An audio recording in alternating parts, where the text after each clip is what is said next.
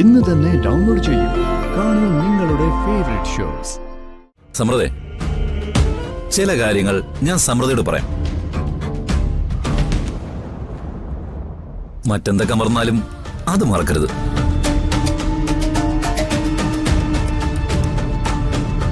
മറ്റൊന്നുമല്ല.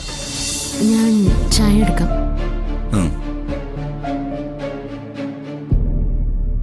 നീ എന്തിനാ ഇപ്പൊ ഇങ്ങോട്ട് കയറി വന്നത്? പഴയതൊക്കെ അവളെ ഓർമ്മിപ്പിക്കാനാണോ? ഞാൻ വിളിച്ചിട്ടാ രാജീവേട്ട വന്നത്. അമ്മ നോക്കണ്ട, ഞങ്ങളുടെ കാര്യത്തിൽ ഒരു തീരുമാനം എടുക്കാൻ തന്നെയാ ഞാൻ രാജീവേട്ടനെ ഇങ്ങോട്ട് വിളിച്ചു വരുത്തിയത്. ഇനി ഇങ്ങനെ പോയാൽ പറ്റില്ല. അത് ഞാൻ മാത്രം വിചാരിച്ചാൽ നടക്കുന്ന കാര്യമല്ല. ഗോകുലിനെ കൊണ്ട് അമ്മ പറഞ്ഞ് സമ്മതിപ്പിക്കണം. ഞാൻ പറഞ്ഞാലൊന്നും ഈ കാര്യത്തിൽ അവൻ തീരുമാനം മാറ്റില്ല. എങ്കിൽ പിന്നെ ഞങ്ങൾ ഞങ്ങളുടെ വഴി നോക്കും. അതുകൊണ്ട് കുടുംബത്തിന് എന്തെങ്കിലും നാണക്കേടുണ്ടായാ പിന്നെ എന്നെ കുറ്റം പറയരുത്. അധിക പ്രസംഗം പറയുന്നോടി. ഞാൻ പിന്നെ എന്ത് ചെയ്യണം? എനിക്കിഷ്ടപ്പെട്ട ഒരാളെ വിവാഹം കഴിക്കണമെന്ന് മാത്രമല്ലേ ഞാൻ പറഞ്ഞോളൂ. സ്വന്തം മകന്റെ കാര്യത്തില് അമ്മ മറ്റു പലതും ചെയ്യുന്നുണ്ടല്ലോ. ശിശിരേ, എന്തിനാ വെറുതെ അമ്മയോട് ദേഷ്യപ്പെടുന്നത്? അമ്മ പാവം. ഗോകുല് സമ്മതിക്കാതെ അമ്മയ്ക്കൊന്നും ചെയ്യാൻ കഴിയില്ലെന്ന് എനിക്കറിയില്ലേ? അമ്മേ, എനിക്ക് ശിശിരയ്ക്കും പരസ്പരം ഇഷ്ടമാണ്. പണ്ട് ഇഷ്ടമായിരുന്നു, അന്ന് അത് നടന്നില്ല. അതുപോട്ടെ, ഇപ്പോ ശിശിരയ്ക്ക് എന്റെ കൂടെ ജീവിക്കാൻ താല്പര്യമുണ്ട്. നിങ്ങളെല്ലാം സമ്മതിച്ചിട്ട് ഒരു ദിവസം ഇവിടേക്ക് പെണ്ണ് ചോദിക്കാൻ ഞാൻ വരാനിരിക്കായിരുന്നു. പക്ഷേ അത് നടക്കൂലെന്ന് ഇപ്പൊ മനസ്സിലായി. അതുകൊണ്ടാണ് ഇപ്പൊ ഇങ്ങോട്ട് വന്നത്. എനിക്കിതിലൊന്നും പറയാനില്ല. പക്ഷേ ഞങ്ങൾക്ക് പറയാനുണ്ട്. ദയവ് ചെയ്ത് അമ്മ ഞാൻ പറയുന്നത് കേൾക്കണം. നാളെ ഞാൻ മരുമകനായിട്ട് കയറി വരേണ്ട വീടാണിത്. അതുകൊണ്ട് അമ്മയോട് ബഹുമാനത്തോടും സ്നേഹത്തോടും കൂടിയാണ് ഞാൻ ഈ പറയുന്നത്. നിങ്ങളുടെ എല്ലാ അനുവാദത്തോടു കൂടി ശിശിരയെ വിവാഹം കഴിക്കണമെന്ന് തന്നെയാണ് എന്റെ ആഗ്രഹം. പക്ഷേ ഗോകുലും അമ്മയെ ഇങ്ങനെ എതിര് നിൽക്കുന്ന സ്ഥിതിക്ക് ശിശിര ആവശ്യപ്പെട്ടാൽ മറ്റു മാർഗങ്ങൾ സ്വീകരിക്കാൻ ഞാൻ നിർബന്ധിതനാവും. ഇങ്ങനെ പറയുന്നതിൽ ദയവ് ചെയ്ത് അമ്മ എന്നോട് ക്ഷമിക്കണം. അത് നടക്കില്ല. തോന്നുന്ന പോലെ അവളെ ഇവിടെ ഇറക്കി വിടാൻ പറ്റില്ല. രാജീവേ, ഒരു കാര്യം ഞാൻ പറയാം. ഇവള് പറയുന്ന കേട്ട് തുള്ളാനൊന്നും നീ നിൽക്കരുത്. നീ കാരണം ഈ കുടുംബത്തിൽ ഒരു പ്രശ്നം ഉണ്ടാവരുത്. അമ്മയ്ക്കറിയാലോ, സത്യത്തിൽ ഗോകുലും സമൃദ്ധയും ഇപ്പൊ സമാധാനമായിട്ട് ജീവിക്കുന്നത് ഞാൻ കാരണമല്ലേ? ഒരു പോലീസുകാരനായ ഞാൻ കണ്ടച്ചുകൊണ്ടല്ലേ സമൃദ്ധ മരിക്കാതെ ഇപ്പോഴും ഗോകുലിന്റെ ഭാര്യയായി കൂടെയുള്ളത്. 7 വർഷം മുമ്പ് ഓർമ്മയുണ്ടോ? അന്ന് ഹോസ്പിറ്റലിൽ വെച്ച് അമ്മ എന്നോട് കൈകൂപ്പി പറഞ്ഞത്, സമൃദ്ധ മരിച്ചിട്ടില്ല, ഞാനൊന്ന് കണ്ണടയ്ക്കണമെന്ന്.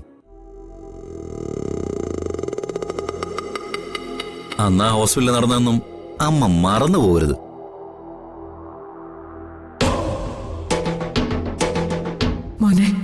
മോൻ എന്നോട് ക്ഷമിക്കണം. ആ അപകടം ഉണ്ടായത് എന്റെ മോന്റെ കയ്യിൽ നിന്ന്. അവൻ കാരണം ആ പെൺകുട്ടിക്ക് ഈ അവസ്ഥ വന്നത്. എന്റെ മോനെ എങ്ങനെയെങ്കിലും രക്ഷിക്കണം.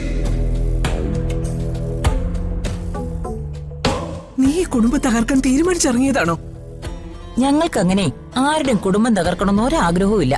പക്ഷേ ഞങ്ങളുടെ കാര്യത്തിൽ ഒരു തീരുമാനം ഉണ്ടാവണം, അല്ലേ രാജീവേട്ട? പിന്നല്ലാതെ. നമ്മളൊരു കുടുംബമല്ലേ അമ്മേ? പരസ്പരം അങ്ങോട്ടും ഇങ്ങോട്ടും സ്നേഹിച്ചും സഹകരിച്ചും ജീവിക്കേണ്ടവരല്ലേ? ഞാനിതൊക്കെ അമ്മയെ വെറുതെ ഓർമ്മിപ്പിച്ചെന്നേ ഉള്ളൂ, അല്ലാതെ ഞാനായിട്ട് ആരോടും പറയില്ല കേട്ടോ. ദേ, അകത്തോട്ട് ചായ എടുക്കാൻ പോയ സമൃദ്ധ. അവൾ ആരാണെന്ന് പോലും അവൾക്കും അറിയില്ല, നിങ്ങൾക്കും അറിയില്ല. പക്ഷേ എനിക്കറിയാം അവൾ ആരാണെന്നും എന്താണെന്നും. സമയം വരുമ്പോ അതിന് ഞാൻ പറയാം. സമൃദ്ധ ഇതെങ്ങാനും അറിഞ്ഞാലുള്ള അവസ്ഥ ആലോചിച്ചിട്ടുണ്ടോ? അവൾക്ക് ഓർമ്മ കിട്ടിയ എല്ലാം തീരും.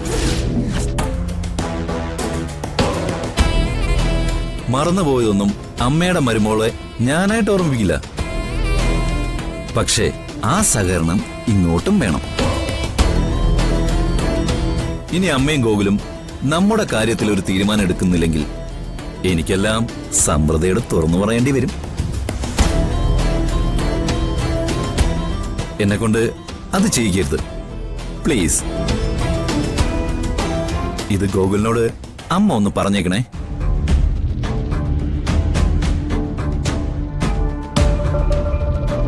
ആ വന്നല്ലോ, ഇങ്ങ് വന്നേക്ക്.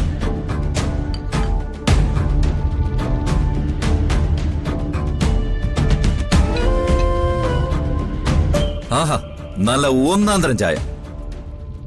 ഇത് സമൃദ്ധയുടെ സ്പെഷ്യൽ ചായയാ. സമൃദ്ധേ, ചില കാര്യങ്ങൾ ഞാൻ സമൃദ്ധയോട് പറയാം. മറ്റെന്തൊക്കെ മറന്നാലും അത് മറക്കരുത്.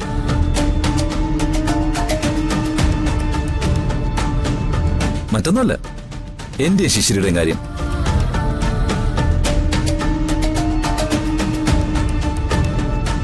സമൃദ്ധ പറഞ്ഞ ഗോകുല സമ്മതിക്കും. അല്ലെങ്കിലും സമൃദ്ധയ്ക്ക് നമ്മുടെ കാര്യത്തിൽ ഒരു എതിർപ്പുമില്ല. അത് മതി. അമ്മേ, എന്നാ പിന്നെ ഞാൻ ഇറങ്ങട്ടെ. പറഞ്ഞതൊന്നും അമ്മ മറന്നുപോലെ.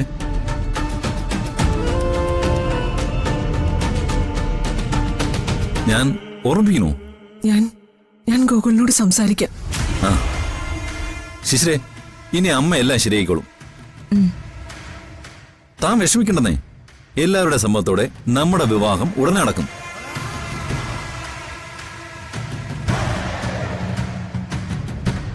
അപ്പൊ ശരി.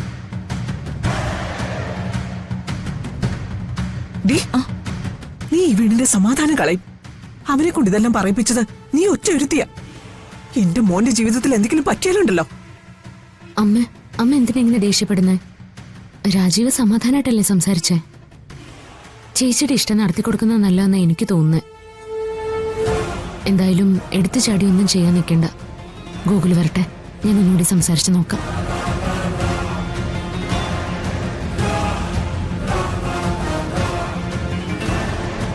നീ അവനെ വിളിച്ചോണ്ട് വന്നത് ഞങ്ങളെ ഭീഷണിപ്പെടുത്താനാണോ? അങ്ങനെയെങ്കിൽ അങ്ങനെ. ഇപ്പം രാജീവ് പറഞ്ഞതൊന്നും സമൃദ്ധ കേട്ടിട്ടില്ല. ഇനി സ്വന്തം മകന്റെ ജീവിതം തകരാതിരിക്കേണ്ടത് അമ്മയുടെ ബാധ്യതയാ. എന്തു വേണമെന്ന് അമ്മ ആലോചിച്ച് തീരുമാനിക്കും.